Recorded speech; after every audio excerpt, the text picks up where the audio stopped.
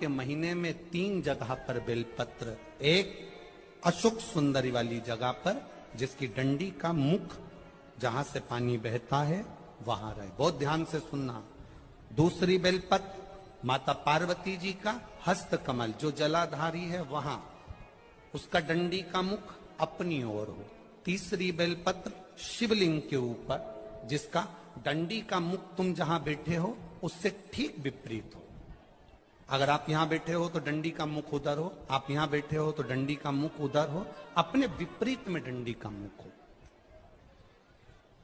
बेलपत्र चढ़ा देने के बाद 2 हाथ में जो तुम्हारे जल का पात्र है उसको बाबा को धीरे धीरे तीनों स्थान पर धार थोड़ी थोड़ी चढ़ाई है और फिर बाबा का आचमन कर कर आई है। कोई जिंदगी में बड़ी बीमारी निकलेगी ही नहीं। संतान की प्राप्ति के लिए अगर 16 सोमवार का व्रत उठाया जाता है तो श्रावण के पहले सोमवार से उठाया जाता है। कब से उठाना चाहिए? श्रावण का पहला सोमवार। संतान की प्राप्ति के लिए अगर 16 सोमवार का व्रत उठाया जाता है तो श्रावण के पहले सोमवार से उठाया जाता है। कब से उठाना चाहिए? श्रावण का पहला सोमवार।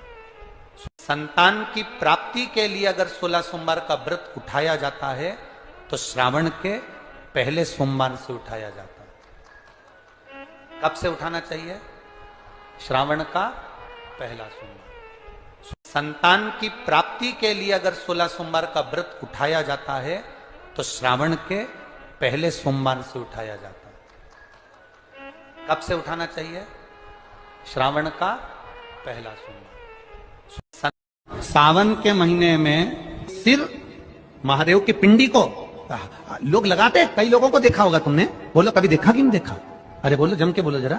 देखा?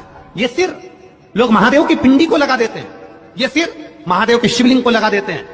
क्यों लगा देते हैं? क्यों लगाते हैं? किस लिए लगाते हैं? ये ललाट पर जो दुख लिखा है, ललाट पर जो भाग्य में तकलीफें लिखी हैं, किस्मत में जो लिखा है, बेकार कुछ लिख दिया। शिव के शिवलिंग को ये शीश लग जाए, महादेव का स्पर्श मात्र हो जाए, ललाट पर लिखा उल्टा भी सीधा हो जाता है। सावन के महीने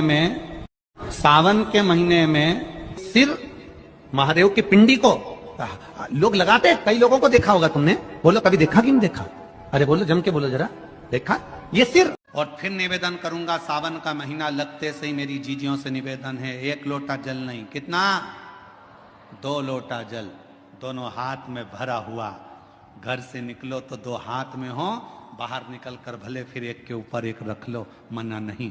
पर शंकर के मंदिर में जब पहुंचो, दोनों हाथ में जल हो और शिव जी के ऊपर दोनों धार एक साथ, बाबा के धार जल की 2 एक साथ लगना चाहिए और शिव जी से अपने मन की प्रार्थना करना चाहिए, शिव स्वीकार करें। और फिर निवेदन करूंगा, सावन का महीना लगते से ही मेरी जीजियों से निवेदन है, 1 लोटा जल नहीं, कितना? 2 लोटा जल दोनों हाथ में भरा हुआ। घर से निकलो तो 2 हाथ में हो, बाहर निकल कर भले फिर एक के ऊपर एक रख लो, मना नहीं। पर शंकर के मंदिर में जब पहुंचो, दोनों हाथ में जल हो और शिव जी के ऊपर दोनों धार एक साथ, बाबा सावन आया है, ये 72 वर्ष के बाद आया। आपको कल कथा में कहा था, इसके पीछे के भाग में यदि पीला चंदन लगाकर, अग्र भाग में लाल चंदन लगाकर आप जिस समय पर पूजन करेंगे और धतूरा चढ़ाने का समय आए, उस समय पर जब आप समर्पित करेंगे तो ये भाव से समर्पित करें कि हमारे घर में जो क्लेश है वो समाप्त करे भोलेनाथ, और श्री शिवाय नमस्तुभ्यम बोलकर वो धतूरा भगवान देवादिदेव महादेव को समर्पित करिए। उसका फल फिर हमें बताना कि उसका फायदा। हर हर महादेव, हर हर महादेव। सावन आया है, ये 72 वर्ष के बाद आया। आपको कल कथा में कहा था,